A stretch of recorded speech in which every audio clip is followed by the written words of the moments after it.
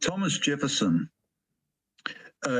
in the debates around the founding of America, didn't trust the peasant. Well, what is clear, I think part of the explanation is this, David. Can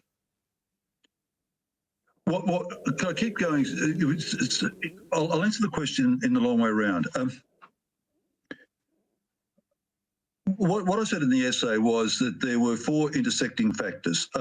The first was the ideas the foundation of which was Rousseau, which have been adapted by, in particular, Sigmund Freud, Herbert Marcuse, and Simone de Beauvoir. And so what we now have is Rousseau on steroids. But the second factor then was that these ideas were quite intentionally advocated and prosecuted, and they were prosecuted with the intention of creating a new elite. And the architect of that is Antonio Gramsci. And it's Antonio Gramsci's ideas that in the 1960s was sloganized with the term the Long March Through the Institutions. The institutions being the education system, media, and the public service. Then the third thing then that occurred to me when I was writing the essay was if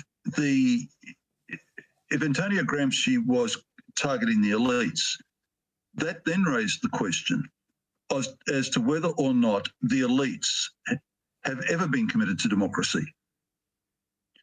And the reason I'm conscious of that is that there's an American historian, Christopher Lasch, who in the 1990s said that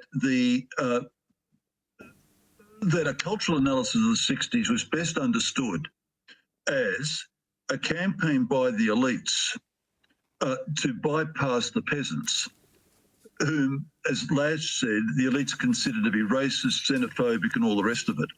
You know, Hillary Clinton's deplorables.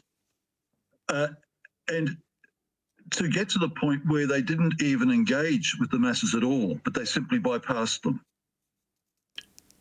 So that raises the question then as to whether or not the elites have ever supported democracy.